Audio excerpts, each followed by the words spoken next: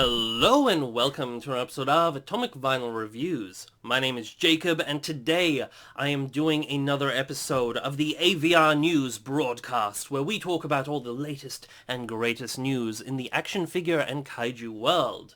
In breaking news as of recently, NECA Figures have announced that they will no longer be producing any more Godzilla figures, which is heartbreaking to say the least. Now, I personally have been a pretty big critic of NECA and their figures. I felt that they haven't put all that much effort into this line. I felt like they half-assed a few figures here and there.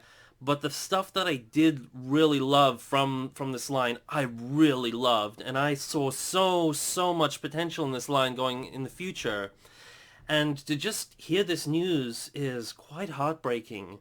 So what it seems to be like is that Toho or whoever is, marketing the upcoming Godzilla films decided that NECA will no longer have the license for these figures to give space for the new figures for Godzilla vs. Kong and potentially other Godzilla figures to be made by Playmates Toys. At least that's the rumor going around, and it seems to be fairly consistent with all the facts out there, so I have mixed opinions on that, and we will talk about some Playmates Toys figures in a sec, because that is another thing that I actually want to talk about in this this news bulletin, because we do have some news as to some new Playmates Godzilla figures that are coming out, but we'll get to those in a sec. I just want to kind of have a little moment just to reflect back on NECA and their shot at doing these Godzilla figures. So as most of you know, NECA started off making Godzilla figures with the 2014 Godzilla movie, and they did a great job with that.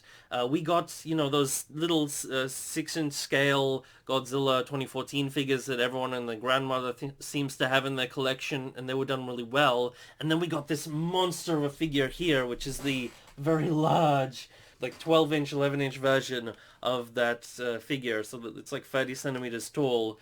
And this is probably one of the best Godzilla figures out there, especially of this design. It's a phenomenal figure, and it's sad we didn't get more stuff like this from NECA, especially now that it looks like it's not going to be happening any time in the near future unless some legal issues are sorted out in however many years, we don't know. But then they started to put out other Godzilla figures of some of the classic movies, like from the Heisei era. We got that first Heisei Godzilla from them. Some other stuff, like they did a Burning Godzilla variant of that. We also got Shin Godzilla and a couple of other things. And around, and the 84 or /85 Return of Godzilla figure. And at that point, I was extremely critical of the line. I thought their figures were kind of really half-assed. You could tell they weren't putting any effort into the sculpts. They were probably putting some intern in charge of doing the sculpt and detail work on this stuff. And it was quite sad, to be honest. And then that's where my interest in the line was kind of waning. However, you know what? In recent years, they've really shown us some good stuff. I have some issues with some of their intermediate figures, such as the Shin Godzilla one was still on the derpy side. The GMK figure was a lot better. You could tell they were putting more effort in, but it was still a bit iffy. The 54 figure is actually still in that intermittent side where you can tell that it wasn't quite being taken as well. For example, the spines on him were really flimsy and too small. His tail still had that really shitty bendy wire in it and was also too small. And the sculpt, while really freaking cute, was nowhere near accurate, really. I don't know, people say that it's really accurate, but I just don't see it. But I do love that figure because it just has so much personality. But after that, we started to get stuff like these figures here, which are the 62 Godzilla from King Kong vs. Godzilla and the 64 Godzilla from the 1964 movie, Mothra vs. Godzilla. And these is where the line really started to take off, I felt, with the classic Godzilla sculpts. Like, I do have my gripes with these figures still, but for the price, for, just what they are in general, I love these things, and we got this whole new line of figures being released in much better packaging. Like, look at this thing. Look at these new boxes that they're being put out with all these fancy poster arts and designs and all that. This is just like gold for, Godzilla figures, and and casual fans out there who can't really afford to get Monster Arts or whatnot, or even if you're like me and you get Monster Arts figures but you just want the NECA ones anyway. It was such an awesome thing. And for the line to just end with the next two figures that are coming out, I believe in the US, people are already getting their hands on them, but the 1989 Godzilla figure and the 2003, I believe, Godzilla figure, the Tokyo SOS or Godzilla against Mechagodzilla design, those figures seem to be the last ones we're going to get from the Mecha line of Godzilla figures. So that's really freaking sad. So they are ending on a high, but it's... well, why? So people are, like I said, speculating that it's because they want to make room for Playmates figures to make the figures and not be overshadowed by NECA, which bums me out because so far, Playmates don't have the best track record when it comes to Godzilla figures. They go from anywhere between like really bad bootleg Bandai figures to perhaps the Jack-specific figures we got for the 2019 movie. That's kind of what I'm seeing as being their quality range, which is a real shame because NECA actually put out like collector grade figures. Nowhere near like Monster Arts or anything like that, but somewhere between like the tail end of how good Playmates can make their figures and where like the lower class of Monster Arts figures. So they really filled that niche there. Now got nothing there, so I'm bummed out about that.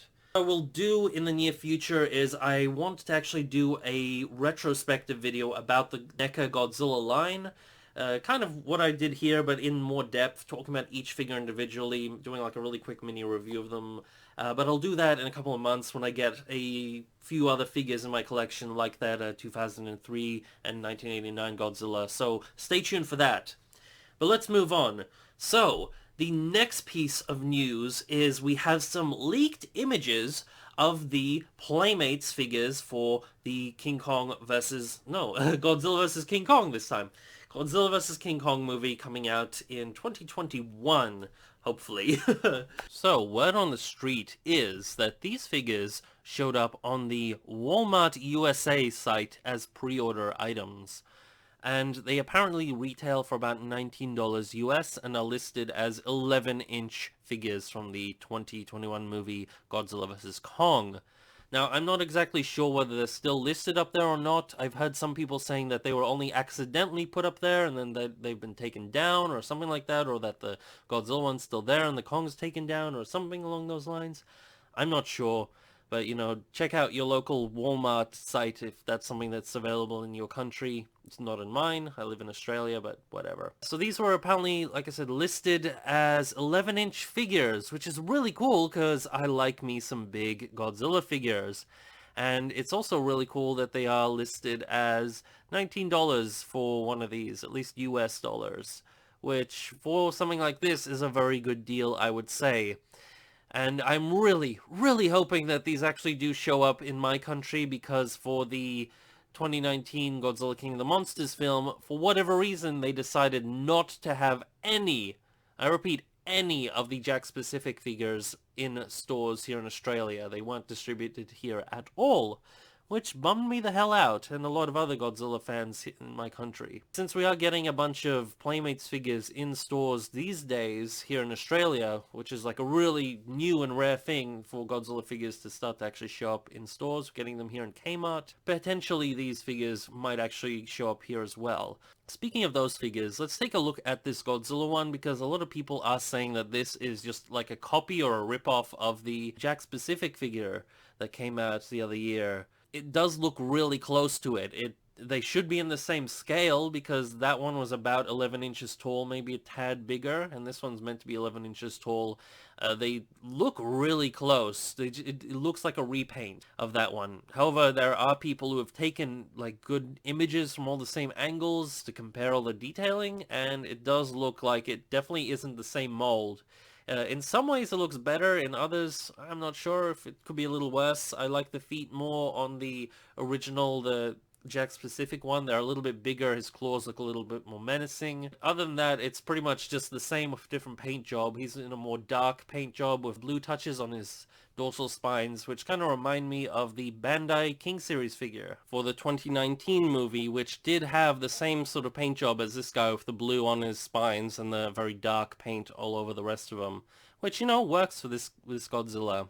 Overall, I actually really like this figure. It's pretty cool that they are sticking to the same sort of design as the 2019 film, because I think that design was overall pretty good. Definitely an improvement over the 2014 design.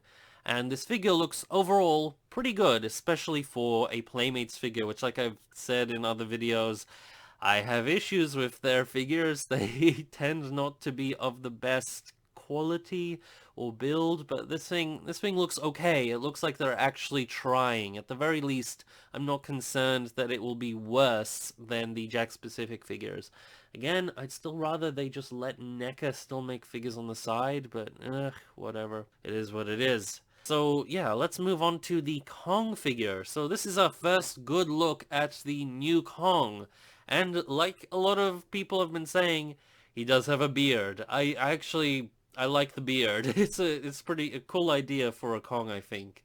So this guy's also in the 11-inch line, which does kind of lead us to also believe, like a lot of people have been saying, that Kong will be about the same size as Godzilla. It's just kind of what we've been expecting. But man, this Kong is weird. He's got really freaking wide shoulders. Like they really built him up in that way, and I'm not sure how accurate that is to the film. But, you know, again, it is what it is. Now, detail-wise, he looks pretty good. He does look like a very toy-like figure. But compared to their other Kong figure, which I recently did a video on, the other large Skull Island Kong, this guy actually looks a lot better than that figure. I think his face, in general, is actually a lot cooler. I like kind of how he's got one fang sticking out. That really reminds me of Peter Jackson's King Kong. And he just has this nice, real kind of chill face on him, which I think is pretty neat. So I am actually pretty excited to get this figure, even though he does look really toy-like in a lot of ways. He looks kind of cartoony with just the overly massive shoulders. And yeah.